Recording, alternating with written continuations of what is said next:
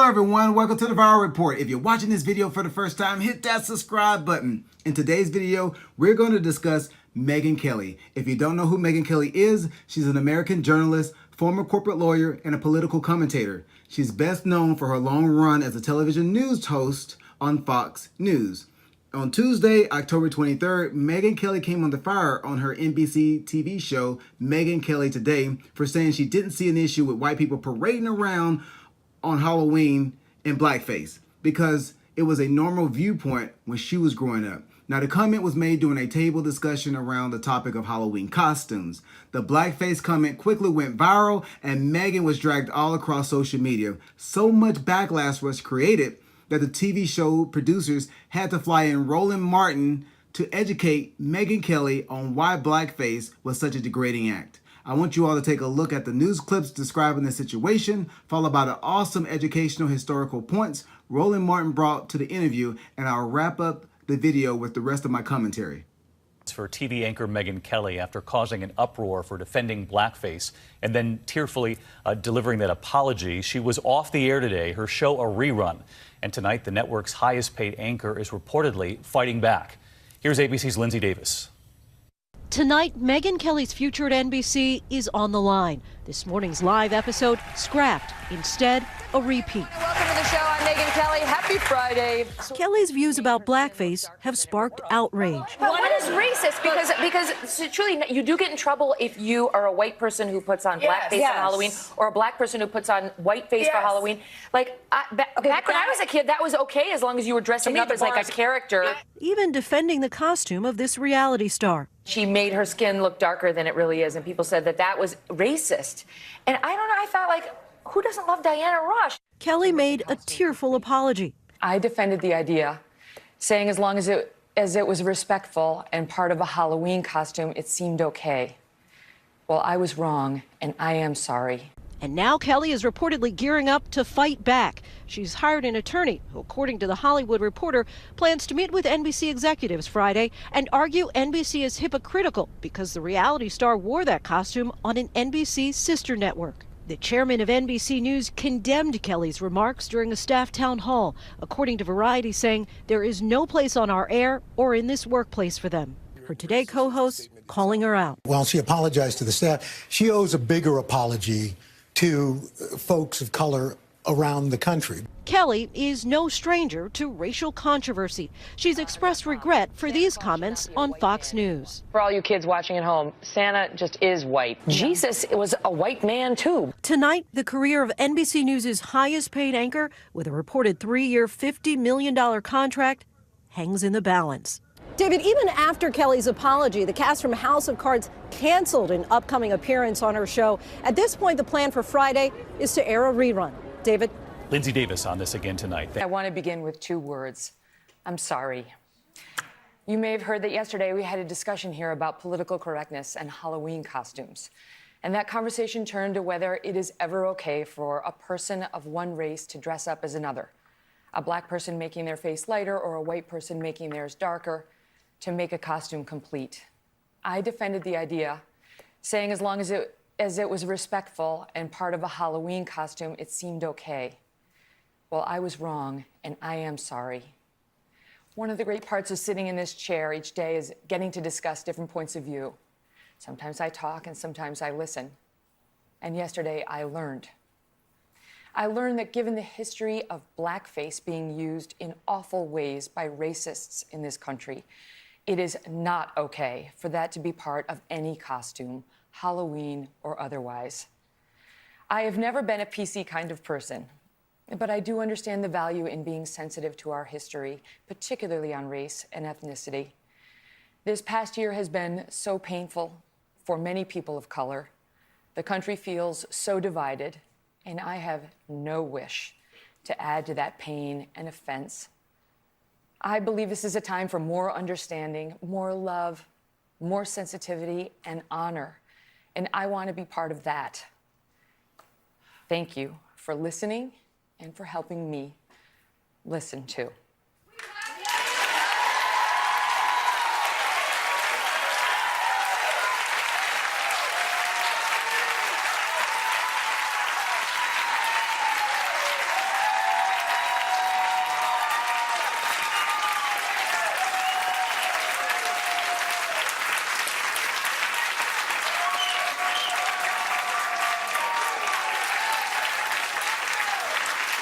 you. Joining me now, co-host of PBS's In Principle, Amy Holmes, and host of the digital show, Roland Martin Unfiltered, Roland Martin. I love you guys, so thank you so much for that. Love you, too. Thank you both for being here. You know, it's not an easy discussion, but Roland, I did listen yesterday, and what was very clear in what I read and what I heard is that the history here, when it comes to that term and this issue, is deeply disturbing.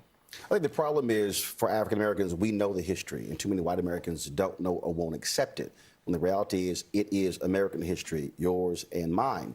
When you look at blackface, white entertainers wore blackface to mimic African Americans, to caricature African Americans. When you look at the minstrel shows, black entertainers were forced to wear blackface because whites did not even want to see the humanity of black people, so therefore they had blackface. Last night, I looked at Spike Lee's 2000 movie Bamboozled, which dealt with this. And they actually, the Jada Pinkett Smith character actually talked about exactly how they created it. And what they did was they poured alcohol on 2 corks, burned it to a crisp, mashed it to a powder, added water, and mixed it to a thick paste, and then applied it to the faces of black people. Then they would take red lipstick and put it on the lips, but then on the outside of the lips to create this image. But this thing went beyond just that. You look at the Jim Crow Museum that's at Ferry State University, where this is American history, where black people have been assaulted in magazines, television, radio, all of these images that have continued for centuries and then, of course, decades, going up to the 1960s and to some degree in the 70s, and we still see it present day. And so this is American history.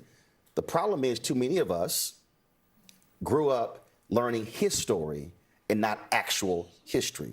And that's the problem that we have to accept. And when we are grown, when we are educated, we have to go beyond what we were taught, what we learned in our households, and say, I better be fully aware of real American history as opposed to being in denial about what actually took place in this country. Mm-hmm. And the other piece of it is that seeing a white person darken her skin, even for a costume, today, evokes that past. Well, absolutely it does. It does, because you're speaking to, again, that history. Look, if you want to dress up like James Earl Jones and come into America, somebody sent me a photo, you can put the costume on. You don't have to darken your face. We have to deal with also the reality of colorism in this country, that the American beauty standard since we were created, because this is about whiteness, okay? If we really want to be honest, America was created to be a white nation. The beauty standard was a blonde, blue-eyed white woman. And so black women have had to deal with the critique of their hair, their lips, and their hips, and all of that. And so when you have to deal with that, you're understanding how deep this thing is. This is the 50th anniversary of King's assassination, the 50th anniversary of the Fair Housing Act, but also the 50th anniversary of the Kerner Commission report, which said there were 2 white Americas, 1 white, 1 black.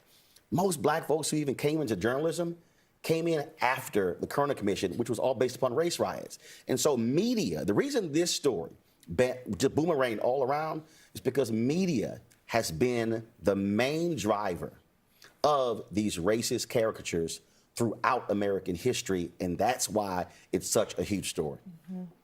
What did you think? I'll be honest, when I saw the headlines, I cringed, and I was like, oh dear, that it does need to be talked about. And I had the sense that maybe there was a bit of a blind spot and an overcorrection of an overcorrection, if you know what I mean.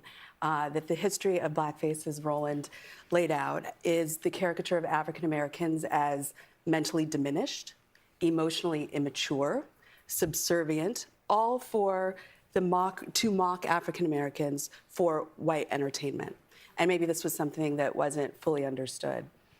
But I did understand the idea of, but I love this character. I love Diana Ross, or any number of African American characters and real people historically. But even there, Megyn, Hollywood also has a disreputable history of hiring white actors to play ethnic minorities because of racist casting practices. So instead of hiring a talented black actor or Native American or Hispanic American, you'd have a white actor putting on dark face to play that character. Even if it was meant to be respectful or thoughtful and reflective, it's still reflected in our culture a non-acceptance of ethnic minorities in media representation. Not even actor. I know no one wants to talk about Bill Cosby these days, but the reason there was a Black Stuntmen Association is because Bill Cosby was standing next to, when he was doing I Spy, and they had a scene, an action scene, and it was a white man who was putting on blackface to be his stunt double. Bill Cosby said, what? No. Y'all don't go hire somebody black. That's what led to the creation of the Black Stuntmen Association. There was a documentary that was done on them. That was in the 60s. This is American history. We live in constant denial. Today, we're dealing with Confederate statues and monuments, and people are saying, well, okay, this is really no big deal why you're upset. But we have to recognize, over the last, look, I'll be 50 years old November 14th. How many universities have we seen where they've had thug parties and ghetto parties where white fraternities and sororities dressing up in afros and blackface and wearing grills and putting on big chains to mimic African Americans? Well, you want to mimic a rapper, mimic the white rappers out there, dress up like Eminem. But no, that's not exactly what is done. That is a caricature. And when you have that constant assault, what people don't understand is that black people in America, next year will mark the 400th anniversary of the first 20-odd Africans arriving in this country in August of 1619 in Virginia. For 399 years, this constant assault, this degradation, and this demeaning of how we look and how we act. We are just 50 years removed from Dr. King's assassination. In 25 years, Megyn, we will be a majority nation people of color. And white America has to come to grips with that, because now that's going to mean power. That's going to mean economics. It's going to mean that, look, that the notion of what is considered American values will have to be now looked at differently, because people of color will be also making that determination, not just white Americans. How do we talk about race and our country's history with race and have a real conversation?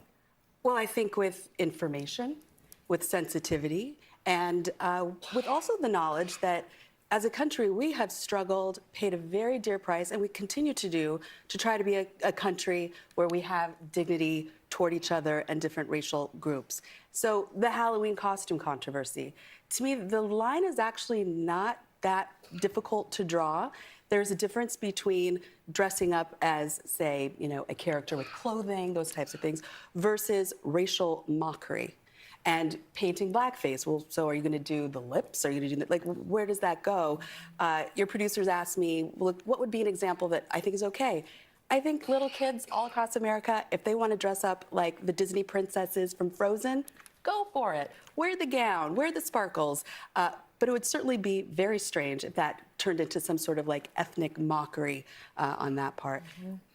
Do you see what I'm saying? Plus, you got to realize how powerful colorism is. Zoe Saldana is a woman of color who got highly criticized because they darkened her skin when she played Nina Simone. Because that went into, why couldn't you hire a dark-skinned woman to play the role? Yep. You asked the question, how do you have the conversation? Here's the thing that we don't want to accept. This is what I call an informal gathering. No one person could control who sits in this audience. But we control who we eat lunch with. We control who we go to dinner with. We control who we invite to our houses. And if we really want to be honest, Americans live in silos. White folks stay with white folks, black folks stay with black folks, Latinos stay with Latinos, Asians with Asians, Native Americans with Native Americans. And it's rare when in voluntary situations, we actually cause ourselves, I need to learn more about you. I need to understand you and where you come from. But also asking the question, I don't know. I worked with a guy, Tim Madigan, who grew up in Iowa, didn't see black people until he went to college. All these racial things happen. He never understood why black folks responded the way he did until he wrote the book on the Tulsa race riot. And then he began to interview, and he hears these stories of elderly black people kneeling in their homes and guns put to the back of their head, and they were killed based upon a lie, and how this whole town was destroyed. Tim said, Roland, for the first time, I then understood why black people felt the way they did. And he said, as a white man, I had to force myself to own up to my lack of understanding, my lack of history. And I would say the same thing, Megyn, whether it's you, whether it's somebody sitting in this audience, being honest that, wait a minute, how did I grow up? and have to go inside of yourself and say, what was I taught? What did my parents teach me? What did my friends teach me? And do I allow people to say things around me that have racial implications and I say nothing? Because I don't really want to upset the apple cart. Let me look at who's in my office. Who's on my staff? Who are executives? I've been in media since I was 14 years old. One of the fundamental problems we have, that white men still run media across the board. I mean, do understand, and this is just understand how this thing impacts us. When I sat with Ken Jouts, the executive vice president at CNN, I did a pilot. I used the word brother. I was interviewing the guy who later became the first black president. And I talked about health care, and I said, man, that really hurt a brother having to file for bankruptcy because of health insurance. He said to me, hey, be careful using the word brother because we don't want to alienate white viewers and being too ethnic. And I'm going, but that's my story, and I was talking to a black man. But Glenn Beck could use the word brother, and it's perfectly fine. And the fact that he would say that to me in that context is, wait a minute, hold up. Why can't I just be me? Why is it that, okay, you're too black, Roland? Well, how am I too black? Because I am black. And so we have to understand how deep this goes, because now it impacts raises, it impacts promotions, it impacts who we work with. And so we, I think, are in total denial of how deeply embedded race is in the DNA of America and how it impacts so many things that are done in this country. And if we have a discussion and just be honest, and somebody says, look, I don't know, share with me, educate me. That also, I think, what changes it. And on a personal level, for all of us to challenge stereotypes that we may have about different racial and ethnic groups and say, wait a minute, is that fair? The way that I'm relating to other people or making assumptions, that's a part, I think, of the journey. But the last point is, I can play Diana Ross. I'm sorry, Megyn, you can't. No.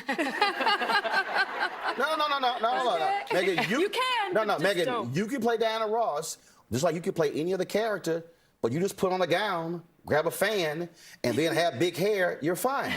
But that's the mistake that we make when we say, oh, I want to cross that line. Yeah. There are lines, and there's history, and there's pain, and when we acknowledge that, then we can learn and grow from it. But as long as we as Americans live in denial and act as if that stuff does not matter, then we will continue to have this problem in the next 400 years. Listen, well said. All I can say is, for my part, I have been listening and learning, and I'm grateful to both of you to have this conversation here on the set today, and to those who reached out to me via Twitter. I've heard you too. So here's my opinion. I believe Megyn Kelly knew what the hell she was saying when she said that she didn't see anything wrong with white people parading around on Halloween in blackface. She knows that blackface is wrong. She knows the history of the act as well. You can't say that blackface was cool or normal when you were growing up, because usually if you're taught certain things by your parents or during your upbringing, someone in your life at that particular time explains to you why a certain act is cool. Okay? So even if Megyn believed that blackface was normal or cool, at some point in her adult life, she should have re-examined the things that she was taught as a child, especially as a journalist. Because you're going to be confronted with certain issues, you're going to have to discuss certain issues, and if people are calling you out, because people called her out during her time as Fox News on making racist comments. So I've seen some people making excuses for her, saying that she grew up mostly around whites, she didn't know any better. How in the hell does a 47-year-old journalist not know something as serious as degrading as blackface is not okay? You can't convince me of that. What Megyn showed us was the real her, the TV host from Fox News, where crazy racist comments are the norm. You know, what she failed to realize is that her audience at NBC and her viewers at NBC are not the same audience and viewers of Fox News. And that's why the cancellation of her show will be announced soon. So right now there's a bunch of speculation on if her show is going to be canceled or not. It looks like more likely that it will be canceled. So now I was the only one wondering. Now, okay, so hold on. So was I the only one wondering why the audience in the beginning or after her apology was clapping and cheering? You know, there was no tears. Where the hell were the tears that everybody was saying she was producing? I didn't see any tears. You know, I saw white eyeballs and mediocre acting and careful breathing techniques. You know what? I want to applaud Roland Martin for coming on Megyn's television show to educate her or any of her viewers who share the same thought pattern. I like how Roland Martin broke down the history of how white people created blackface.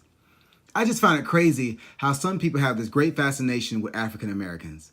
The last time I checked, people aren't wildly painting their faces brown to look like Mexicans, American Indians, or Middle Easterners. African Americans are the only people of color who are constantly made fun of. So in closing, while Megyn could have actually not known that blackface was degrading and offensive, I just can't buy her BS story that she didn't know. Maybe she didn't. Hell, if her mom couldn't spell the name Megyn correctly, there may be some truth to her ignorance. So that's all I want to say. Look, I want to pass the question on over to you all. Do you think Megyn Kelly truly didn't know that blackface was offensive? Do you think her apology was sincere? Also, what do you think about Roland Martin's history lesson around blackface? And do you think blackface is offensive given its historical context? Well, hey, if you like this video, hit that subscribe button. And you know what? I'll see you in the next one.